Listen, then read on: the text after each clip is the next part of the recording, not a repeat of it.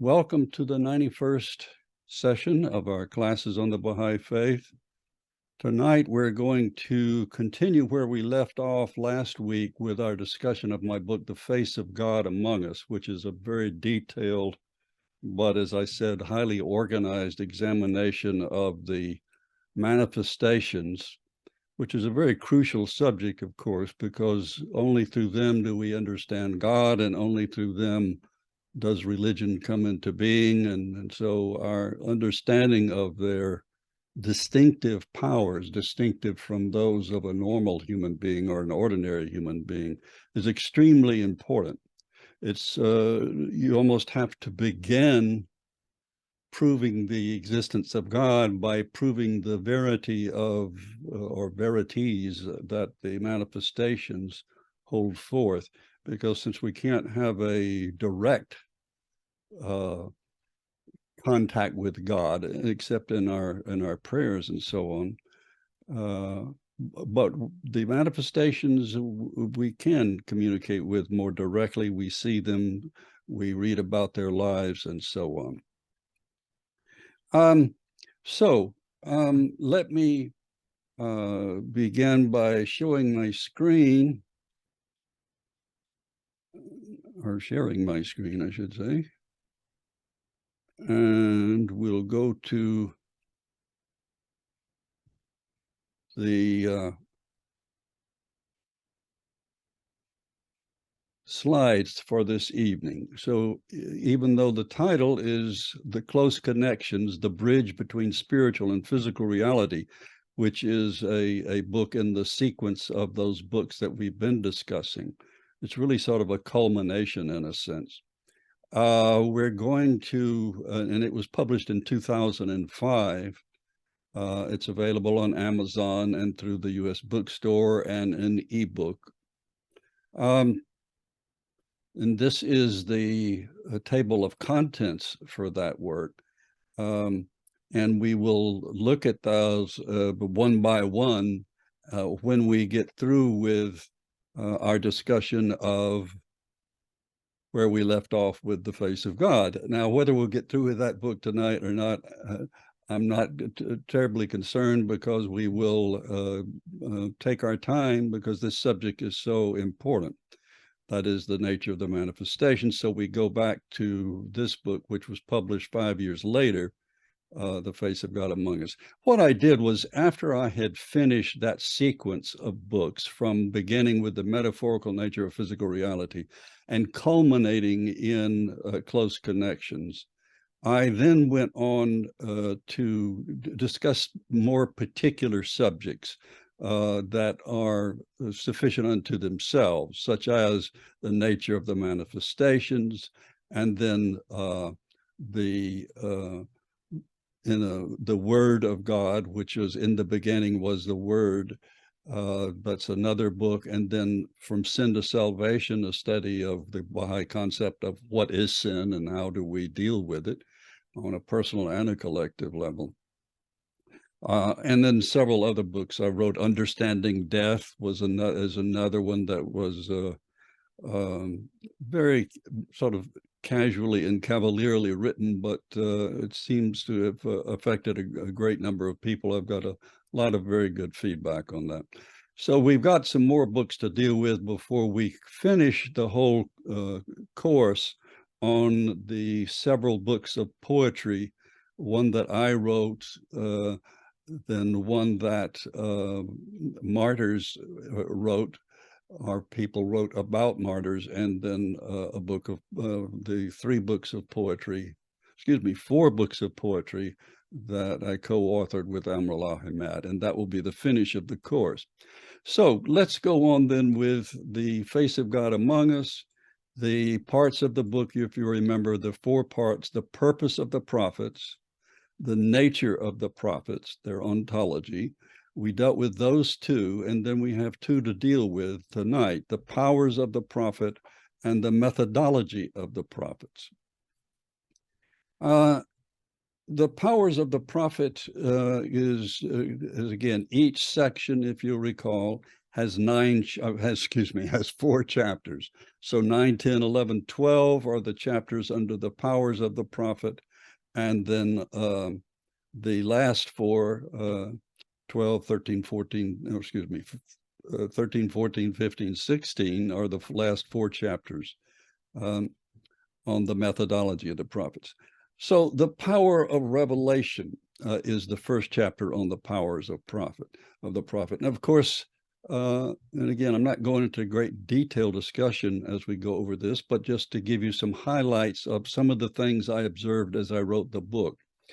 The 2 categories I talk about of revealed guidance has to do with something we've talked about previously in other classes, and that is the prophets or manifestations bring a reiteration of spiritual teachings, which, even though spiritual laws are changeless and spiritual verities are changeless, the implementation of them and the discussion and understanding of them increases. So they're constants, but they're constants that can be ever more inclusively and expansively understood. The second kind of category of revelation is, of course, the social laws and ordinances for a particular era, or what the Baha'is call a dispensation, which is the length of period that a religion is intended to endure. Now, notice I say intended, because oftentimes, and it's still so, the religion will be extended by those who either adhere to the religion, or in particular those who are in charge of the religion, far beyond the time it was meant to serve. And this is one of the causes of the conflict in religion. So the 2 categories that I mention in particular are explained in this book as they refer to Christianity.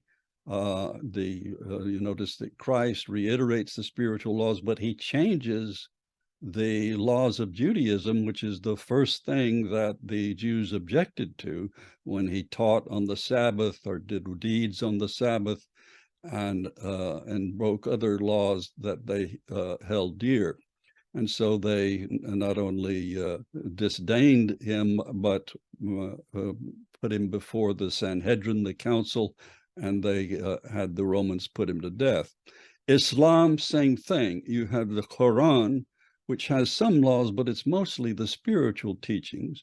The Sharia law, which implements the teachings of the Quran, are mostly derived from, sometimes, as I say, specific laws in the Quran, but the most of the specific ones, particularly those, for example, that we discussed before, that deal with the role of women in society, which is stretched far beyond anything that Muhammad had in mind, is devised by the clerics that succeeded Muhammad in both the Shia and Sunni sects of Islam. The Baha'i faith, of course, we have the 2 most important works of Baha'u'llah, which represent these 2 categories of revelation: the new wine, which is the Kitab-i-Igan, or the Book of Certitude, and then the implementation of that new wine, or the putting of that new wine in a new wine bottle, which is the Kitab-i-Aqdas, which creates the institutions that contain that information, and the guidance for the individual and the community about how to put that spiritual teaching into our daily lives. Then the concept of revelation is explained in great detail in the Baha'i writings, and it is, as I show here in one section or subsection, is one of the main proofs of the manifestation. Indeed, in the Igan, there are at the end of the Igan about 5 different proofs that Baha'u'llah gives of the manifestation. In particular, of course, he is referring to the Bab. And the first one of those, the most powerful and obvious one of those, is the revealed word, is the capacity of the manifestation to reveal without forethought and without revision, spontaneously, the scripture that contains everything that the manifestation teaches. This is an incredible process. It is described by those who were fortunate enough to watch it occur, whether the Bab or Baha'u'llah, and they are astounded when they observe this process occurring. You would do well to read those histories of the faith that describe the process. But suffice it to say, the Igan, for example, was revealed by Baha'u'llah without revision in 2 days and 2 nights. And it's over 200 pages long, and it is an incredibly highly organized book. And so that someone could do that is proof that this individual has powers beyond those of normal mortal men or women. Of course, I mean by men, Homo sapien, mankind. The revelation then is a spontaneous event, even though the manifestation awaits the sign from God, the intimation from God that it is time, or his intimation of God's sign that he should begin to reveal. Now, he has this capacity beforehand, but he doesn't do it until the time is right for him to unveil himself, is a great metaphor that's used by Baha'u'llah. So while all of us can be spiritually inspired and write about that inspiration, and many great spiritual teachers do so, the distinction is the manifestation uniquely receives a revelation direct from God. Now, one thing that we'll see later in the methodology of the prophets in this book is by that is not meant that God literally speaks to the prophets and they are simply the amanuensis for God, or the, what should I say, secretary of God.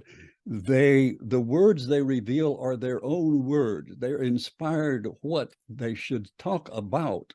But as is clear in the writings, the art of the revelation is their own devising.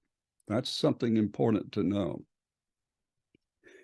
Chapter 10, under the powers of the prophet. The creativity of the prophet, and this is where I get into this concept of the fact that, as you see in the second part here, the manifestation is wordsmith, the artistry of Baha'u'llah. Here I quote from the writings from the Guardian and from Baha'u'llah himself, the fact that the manifestation is his own, it creates his own language and his own choice. Baha'u'llah says in the Surah Hakel, this tablet of the Surah of the Temple, I have written everything in 9 modes. If I wanted to, I could write in many more. So he chooses the mode or style in which he will reveal a work. So to give you an example, the Igan is a highly structured argument. In fact, that's the genre that Baha'u'llah ascribes to that work. It is an argument or a rational discourse. Whereas the Agdas is very poetic. You wouldn't think a book of laws would be poetic, but it is. It's full of anecdotes and so on. It's very, very difficult to understand in some sense, which is why the Guardian said before it could be translated, the laws in the Agdas had to be codified and organized. But I skipped over a very important section in this chapter, and that is the free will of the manifestation, meaning it is clear the manifestation is not, what should I say, forced to do what he does. He willingly accedes to the will of God, and this is an important lesson for us. Of course, we talk about Christ, well, two episodes or 2 thoughts about Christ. One, of course, is when he prays in the garden the night before he's to be taken prisoner. And he says, "Oh, God, let this cup pass from me, but not my will, but thine be done." In other words, I'd rather not go through this, but I must follow what is best according to your will. But another better example, in a sense, is the description in some of the synoptic gospels of Christ's temptation in the wilderness. Immediately after he is baptized by John the Baptist, Christ goes into the wilderness for 40 days where he fasts and is, according to the gospels, confronted by Satan, who tempts him to do all kinds of things, that he can have what he wants, he can do what he wants. And of course, Christ rejects this temptation. Well, we know as Baha'is that Baha'u'llah says very clearly, there is no such thing as a real creature or creation as Satan. Satan is a symbol or a symbolic persona that's used in the scriptures to represent the insistent self, or in other words, the desire of the self for self-preservation, self-aggrandizement, and the things of this world. So this is a symbolic description, and of course it has to be by Christ because no one else was with him in the wilderness, so he has to have conveyed this to someone else, or else it would not have been in the scriptures. And of course it's representative of the fact that the manifestation before all else must give up any concern for himself insofar as desiring power or desiring to escape whatever befalls them. I think you get the point. The 11th chapter, the omniscience of the prophet. The prophets, as we said last time, are omniscient inherently, meaning they don't obtain omniscience, and omniscience means they know everything. They, as they say repeatedly, or at least as Baha'u'llah said repeatedly, I did not study the learning current amongst men. In other words, I did not study under anyone, go to any school, which is how most people learned. That their learning, their knowledge is inherent. It is from the beginning. They don't need to study. They know whatever they need to know. And this is not true of anyone but the manifestations or those on whom the manifestation confers such power. So he doesn't confer omniscience, but he does confer infallibility upon Abdu'l-Baha, who in turn confers infallibility upon Shoghi Effendi. So we distinguish in terms what is meant by divine inspiration as opposed to the most great infallibility and conferred infallibility. I'm going to skip over the distinctive notion of infallibility and the standards of science. But just to suffice it to say, the manifestations know whatever they need to know, whenever they need to know it. The easiest or most accessible example of that is a book we discussed many, many classes ago, the Loy Hikmat, the Book of Wisdom or the Tablet of Wisdom, where Baha'u'llah says, whenever I need to quote or cite a passage from something that's been written in the past, all I do is desire to quote from it, and it appears visibly before me. So that's a very exciting notion and description by him of this capacity that they have. The omnipotence of the prophet. Now this, as I said last time, there are many things when I was doing this book that I discovered that I did not know previously or did not know as clearly or as well. One of them was the omnipotence of the prophet. Now you think of omnipotence as a quality or power unique to God himself. And yet, the more you read the writings, the more you understand that God brings about everything in creation through the level of command, which is the level of the manifestations, that they themselves bring things into being. Now, in one sense, we can't really understand that in any sort of detailed manner. But we do know that they withhold themselves from doing sort of spectacular things that would demonstrate clearly their omnipotence, such as miracles. So even though Christ performed some miracles, and all of the prophets do, they do not desire to be followed or worshiped or recognized on that basis. For example, after providing and it depends on which gospel you read, the masses that had gathered to hear Christ's sermon from 5 loaves and 5 fishes, he brings about enough for, again, it depends on which gospel, about how many thousands of people. The point is that when his disciples find him the next day, he chides them because he says, you're following me not because you understand, in effect, who I am or what I'm trying to say, but because of the miracle I did. And he disdains that. And the same thing Baha'u'llah says in page 32 of Epistle to the Son of the Wolf, where he says, do not, in effect, teach the faith by demonstrating to people what you perceive to be miracles I have performed. So even though we have very blatant examples of the miracles of the prophets in the Baha'i faith, such as the Bab disappearing after he's fired upon by 700 rifles, and then they find him back in his room finishing his dictation to his secretary, that's certainly miraculous, and it was witnessed and written down. And so we have proof of that. And as miraculous as that is, that's not the basis upon which you should establish your belief. And for reasons that Baha'u'llah says very clearly, that those who are there may later think that that they're not really sure what they did see after all, and then those later will doubt the validity of them as well. The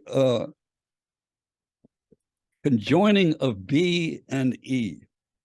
This is a very important and repeated throughout the writings, that the manifestation we have in the long obligatory prayer, where the manifestations are the means by which the letters B and E are joined and knit together. What does that mean?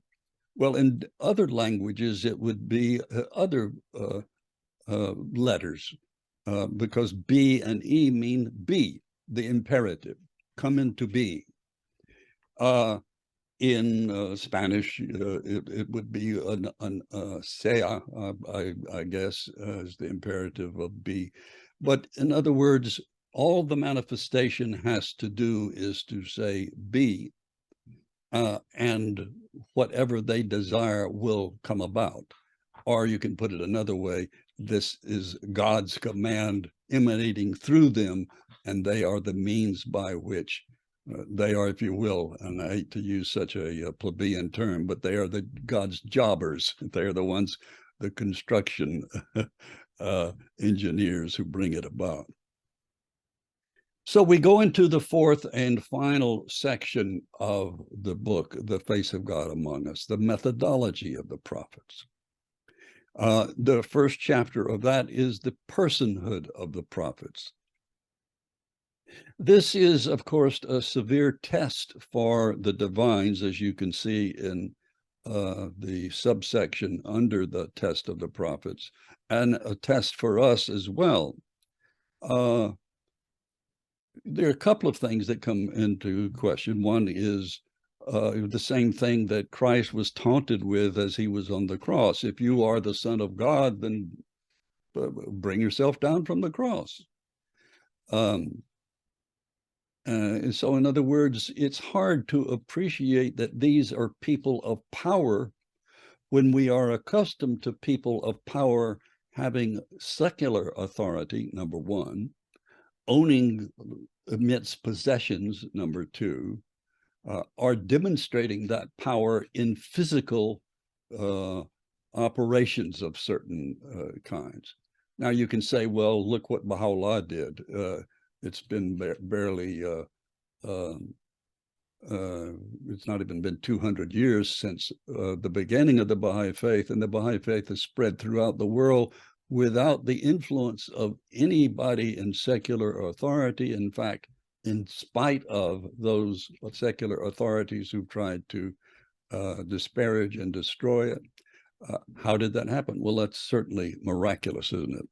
But it's a test when the individuals encounter the prophet in their physical presence, to believe that, well, you can imagine if particularly the family members, if, and I know this is a big supposition, but if your own brother or father were proclaimed to be a manifestation of God, and you grew up with this person, and while they may be perfect exemplars of spiritual comportment and so on, you see them get sick, you see them eat, you see them wear clothes and so forth. How can you believe that an ordinary human being has this divine power? And so the personhood of the prophets is a test. This last subsection, if only it had worked, has to do with the fact that, well, if they have this power, how come they get persecuted and not recognized by the majority of people? And how come the religion never seems to work? It's sort of like this: if God is perfect, then his plan must be perfect. If his plan is perfect, how comes it has seemed to fail with every religion? Well, of course, ultimately it hasn't failed. Ultimately, all the previous religions were stepping stones or rungs on a ladder bringing us to where we are right now. But to all outward seeming at the present time would say, just as most agnostics and atheists do, show me God at work in this world. This world is in a mess. Fortunately, as Baha'is, we have an understanding of what this mess will end up becoming. And it's very fortuitous that we do understand that for us. So we come back to a question that we began this whole series, the metaphorical nature of physical reality. Why test us in the first place? What is the value of testing? And as these subsets here indicate, without testing, there can be no certitude. The test of historical reflection, and that is, you reflect on the religions, you see how the manifestations were persecuted, how the religion ultimately turned against the succeeding religion. You have all kinds of good reasons to doubt that this is such an efficacious system that God has brought about. The fashioning of the personhood of the prophet. Now, this is in obviously a spiritual sense, not a literal sense, but this is something we discussed at great length in the class on the Surah of the Temple, and I discuss in even more detail in my book that has come out this year, the Reader's Guide to Baha'u'llah's Surah of the Temple. And of course, it is an allegorical work about the spiritual components that must needs constitute the construction of a manifestation in a spiritual sense. The 14th chapter, the language of the prophets, and we've spent a lot of time on that, and so we don't need to spend much time on it now.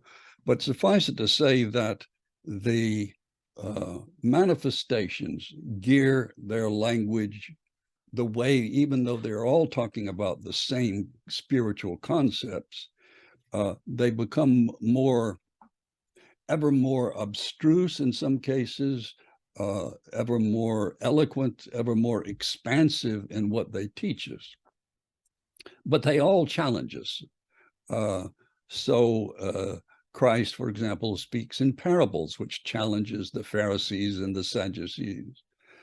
Mohammed challenges because so much of the Quran is in symbolic terms, needs to be interpreted. And of course, when we studied Islam in this course, we realized that it was the intention of Muhammad that his lineal descendants, the imams, would be the interpreters of the more abstruse surah of the Quran. Unfortunately, they were murdered, and even though they did a great deal of interpretation and valuable insights into the teachings of Muhammad, they were largely disdained. And of course, the vast majority of Muslims are not Shia, who believe in the Imams, but are Sunni. So I don't need to go into any detail here because we've spent a whole course going through the various intricacies of the revelation of the Bab and Baha'u'llah, the vast repository of information that these writings contain, and the different styles that they utilize. And so the last one here, of course, is from the Suri Hakel, excuse me, I went all the way to the end all of a sudden, the 9 styles. And as I say in this book, those 9 styles don't necessarily mean that you can't find more than 9. 9 is symbolic in both the Abjad system and in the Baha'i teachings of perfection, a symbol. So in other words, one of the requirements in the architecture for Baha'i houses of worship is that they have 9 equal entrances, which symbolizes access to God from every religion. So there's a pathway, if you will, in the Baha'i faith for every religion to enter those doors and gain access to God through the Baha'i faith. Well, of course, there have been more than 9 religions in the past. Though 9 are represented on the house of worship in Wilmette, there are many more than 9, as we've studied in this course. 9 represents, in effect, all of them, as much as is needed. Chapter 15, the laws of the prophets. Again, we've studied the Agdas, so I don't need to do much with this, except a couple of salient points that I bring up that have been very important to my own understanding. One is this concept of law as freedom. What does that mean? Well, if you've raised children, you know that the only way that they become truly free, ultimately free, is if they have instilled in them concepts of discipline, of habit, of comportment, of respect and virtues, and so on. So even though they might think they would be freer if they didn't have parents or parental control or rules they have to abide by, we know through our own experience, as well as through that we gain when we try to raise up children, that two things are inexorably true. One is the more we can train them to accept these laws and understand that they are a path to freedom, the better off they will be. But the second one is, alas, the fact that after the age of maturity, their free will largely dictate whether or not they choose to follow the advice we have given. So while we are tempted to blame everything on ourselves if our children do not conform to what we wish they would, we ultimately have to realize that at some point their lives are in their own hands. So, as I've said last time, as the child grows, laws relent. So meaning, in other words, as we said last time, for the small child, you have to have specific rules. You don't pick up the glass, don't pick up the nails, don't touch the stove, do this, don't do that. A whole plethora of rules. Whereas in the Agdas, you have relatively few rules, but they are the kernels, if you will, are the source of on which future laws will be revealed. But as the child grows, fewer and fewer laws are needed. The same thing is true with society. As society matures, as Baha'u'llah, Abdul Baha puts this so beautifully when he says that in the future, in a spiritual society such as will come about in future ages, the worst punishment you could inflict on someone would be that to be known as a malefactor, to be known as a thief, or to be known as someone who's broken the law. That would be the worst thing of all. Why?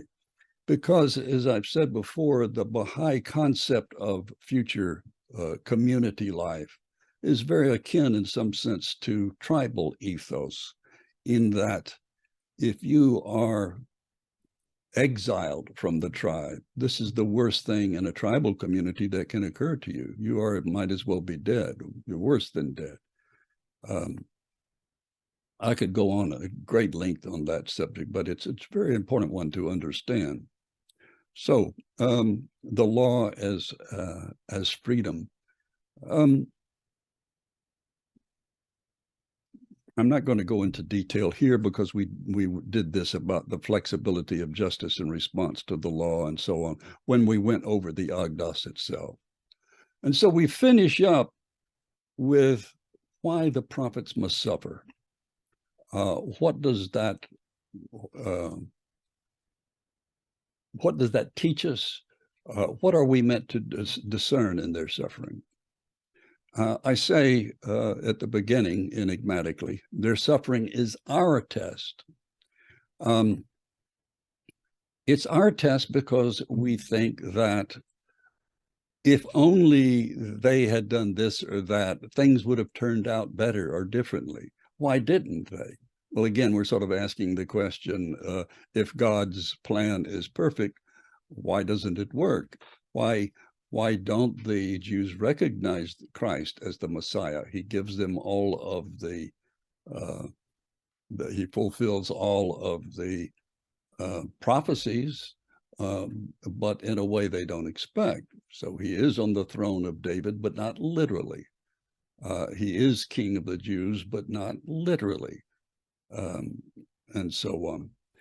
So the same thing happens with Islam, when at the death of Muhammad, Islam is split in two, and it never fully recovers from that. And even though it has a very important positive influence on the spread of civilization and science throughout North Africa, throughout the Middle East, throughout Europe, the Shoghi Effendi says very explicitly, and it's very easy to see if you study history, that the emergence of the Renaissance in Western civilization derives directly from the influence of Islam. And we've already gone into that, so we won't go into it again, but suffice it to say that the new learning and everything, which begins in one sense in Cordoba and when the Moors were occupying Spain and up into France and throughout Europe. And then the same thing as they cross the Mediterranean or go around on the shores of the Holy Land and go up into Greece, what is now Greece, Macedonia, or whatever. So the suffering of the manifestations is a challenge to us. Baha'u'llah, for example, I remember this used to trouble me a great deal when I was first reading the Baha'i writings, and that is, why is he lamenting so much? It seemed like Christ was so brave on the cross. Why is Baha'u'llah always calling himself this wronged one, this, as if he's pitiful or something? And what I realized was, it was took a while. But of course, he is wronged, and it is important we realize that he is wronged not only by the persecutors of the Muslim faith, but those, as we know, who persecuted him most grievously of his own family. And it's important that this appellation, the wrong one, be understood in the importance it has. The same thing with the suffering of the Bab. The Bab had only a few months after he returned from the Holy Land, from Mecca and Medina, where he proclaimed himself, and he's arrested and basically never sees the light of day again for the most part. He's sent to Makuf, then to Sharik, and then he's executed. So he announces his station in 1844. He's executed in 1850. 6 years, most all of which was spent in imprisonment. So to conclude the book, the lessons that their suffering teaches us is that their suffering and their concealment has to do with the fact that if they reveal themselves openly without allowing any disdain or suffering being imposed upon them, and they have the power to do that, there would be no challenge for us. And why do we need the challenge? Because we are to recognize their spiritual power, not any physical or secular power. And that's hard to do. It's not hard to do if you're spiritually oriented. I mean, if you're in a room with 10 people for very long, within a day or two, you probably figure out who the nice people are and who the not so nice people are. So it's not hard to spot them if you know what you're looking for. But that means we have to train ourselves to know what it is that we seek. Well, that's enough for this book. The best thing you can do if you want a lot more information from it is to read it.